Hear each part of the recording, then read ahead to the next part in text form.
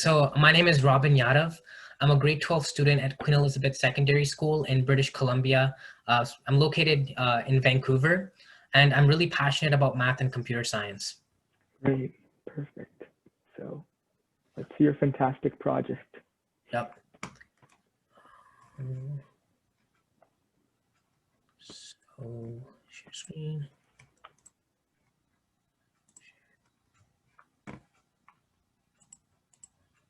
So can everyone see my screen? Yes. Yeah, so my project is deep learning based fire recognition for wildfire drone automation. So since I live in BC, I found out that wildfires are becoming a really big problem in my province. And I wanted to use my passion for math and computer science to help contribute to a solution. So I did some research and I found out that drones are becoming very useful tools for firefighters for wildfire monitoring and mapping. So they specifically look at the monitor and map the fire front, the fire line, and any hotspots that are left over as the fire is being suppressed. So drones are becoming a very important tool. But however, drones can be very risky and unsafe for firefighters and not the best use of their time and resources. So I wanted to use my passion for math and computer science to automate wildfire drones. So next slide is when automating, I have to figure out how I can perform fire recognition and have the drone recognize fire. So basically what I did is collect a bunch of data, so around 3,000 images of fire, and label that data. And what I do is feed that into a deep learning model that then makes predictions, and using a little bit of calculus and linear algebra, it can fine tune its own model parameters. And over time, during the training process, it gets better and better at predicting and recognizing fire in images.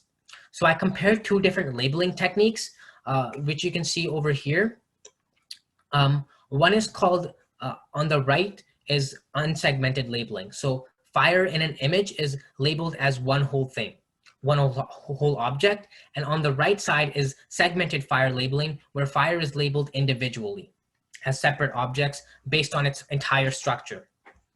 So I compared those two labeling techniques to see which one will result in better model performance. And then I also used data augmentation to increase the size of the data set. So that would also lead to better model performance. So data augmentation is basically creating new images and data from previously existing ones. So I might rotate, crop, zoom in, etc. into images to create new ones. And I experimented with different data augmentation techniques. So specifically, I looked into hue, saturation, and value transformations, which is slightly shifting the color of the image to see if it would make the fire appear different and maybe the model more robust. And then I tested out different models. So the main one I use is called YOLO, which stands for You Only Look Once. So it's a deep learning object recognition model. And I also used SSD, which is called single shot detector. So I also tested out different models, but those were the main ones. So after the whole training process and fire recognition was done, I simulated wildfire and drone object in Unity, which is a game development and simulation platform. So I imported the fire recognition models, and basically in the simulation, the drone moves based on the distribution of fire in an image, and it's specifically tasked to move parallel to the fire front and monitor the fire front in that manner. So what you have is that the drone would look at the distribution of fire, and if the fire is on the extreme right and extreme left, it would know it's parallel to the fire front or the fire line. So, and if it isn't, it rotates or performs a maneuver to align with its goal. And then after that was done, I ran a bunch of tests with the simulation to figure out optimal parameters. So for example, the rotation speed, how fast the drone is moving, the maximum height of the drone. So I figured out all of these parameters to see which one would work the best and test wildfire monitoring in a simulation. And after that was done, I created a DJI Tello drone monitoring system in real life. So what I did was I ported an Arduino onto a drone, and that Arduino is connected to a GPS module, a compass module, and a radio module. So what essentially happens is that the Arduino sends the positional information of the drone to a Raspberry Pi, and the drone also sends its video feed to the Raspberry Pi. The Raspberry Pi then makes the fire detections and tells the drone where to go based on GPS coordinates. So the drone can actually scan an area and detect all of the fire in the area through the Raspberry Pi. And the Raspberry Pi does the detections and displays all of the results to firefighters in a Flask application, so a web-based application. And this is a great step towards fully autonomous drones, which are capable of just looking at the fire and figuring out where to go, which is what I did in the simulation. It's just much harder to do that in real life. But this is a great a stepping stone, and it has business viability. And this is some of the current results I have. So on the image on the right is the detections that the model made. So these are not images that I labeled. These are images that I fed to the new images that the model has never seen before. I fed it into the model and it made these predictions. And the model YOLO V3, so you only look once, performed the best with an 89.5% accuracy on the more complex multi-flame test set. But it actually performed 97% on the single flame test set, which is on the top top three images, and the bottom three images are the multi-flame or more structurally complex fire. And then the smaller version of the model, YOLO V3 Tiny, performed the fastest. So 0.7 it took 0.1 seconds to detect per image, and which is around 1/10 of the speed of the YOLO V3 model. So although it did perform at a 75% accuracy, so you trade accuracy for speed, I guess. So all of these models are still capable of real-time processing. So that's why it can be used for firefighters on, like, for example, a phone or something. And the Unity simulation also shows promising results. So for the most part, the drone stayed close to the fire and didn't deviate too much off of its path. The average distance throughout the simulation testing was 10.6 meters horizontal distance from the fire front, which may seem pretty close, but you have to consider that the drone also has vertical height above the fire, so the total distance is still reasonable. So those are my current results, and this year I'm still working on the project, and these are the three main things that I want to focus on. So creating a better fire detection model through a model compression process called knowledge distillation, which is essentially taking a smaller model and having it predict the output of a more robust, larger model. So you essentially distill the knowledge from the larger model into a smaller model and make it faster and better. And then I also want to use reinforcement learning for the simulation. So that's basically having the drone figure out over a bunch of trial runs how to move itself. So it will essentially sort of learn how to operate and monitor a wildfire by itself and not have any hard-coded programs. And then finally, for data collection, I'm contacting fire departments and asking if they have archival data of infrared images, because that's usually what they use for scanning. So in this project, I used color or RGB images, but infrared images would be more useful for fire detection. So overall, that's basically how I used my passion for math and computer science to tackle a real world problem. And I consulted with many firefighters and had firefighters judge my project and determine that it has great potential to benefit firefighting in BC. So I was very successful in regional, provincial, and national science fairs. And I want to thank you for the opportunity to present my project. And thank you all for listening. Great job. This is fantastic work. So I think this is very relevant, since considering a lot of places right now have numerous forest fires. Like, I live on the west coast of the United States of America, and here we have numerous wildfires every year, and a tool like this would significantly help reduce rates of wildfires. So fantastic work. Thank you. I have a couple of questions. Yep. I was going to ask you, does wind affect the accuracy of the predictions?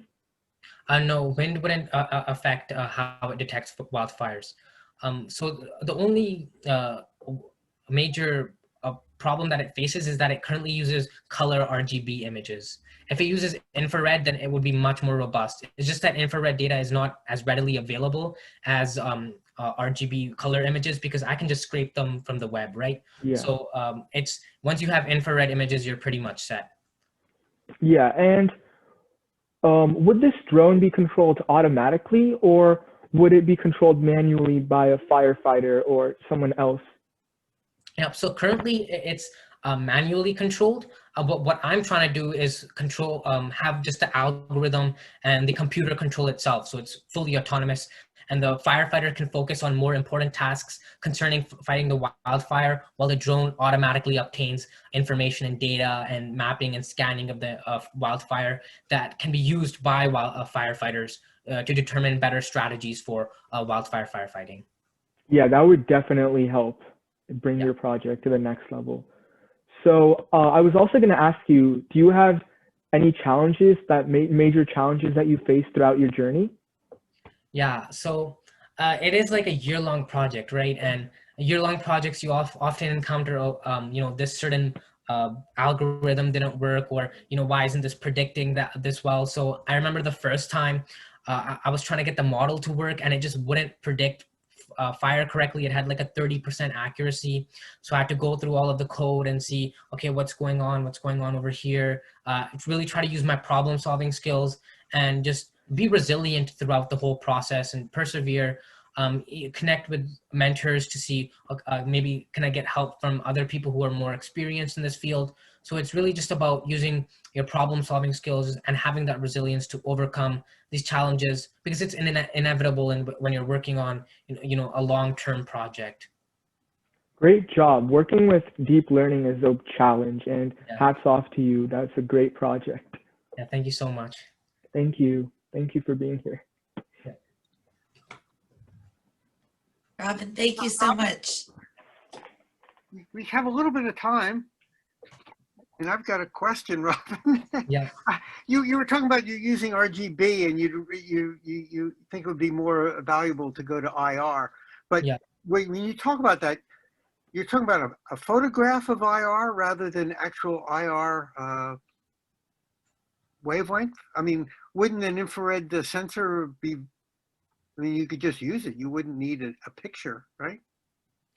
So I'm looking at near infrared because I want to also reduce the cost of using drone technology. So if you want to use really specific and granular infrared cameras, they can be really expensive. But if you use near infrared, which is not thermal imaging, but those near infrared images sort of appear as black and whitish, and they remove the smoke from images that are present in RGB or color data.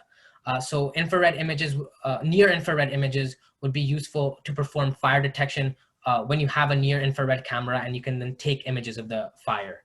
But why would you actually need the image of the fire? Wouldn't the fact that there was a fire be all that you need, and you could just use an IR, detector? The near infrared would also be useful for like spatial awareness. So for example, Tesla cars, they also use deep learning or computer vision to detect other cars and street lights, for example. So you can obtain that spatial data that you might not get from solely just an infrared camera, or sorry, an infrared wavelength. Yeah. Okay.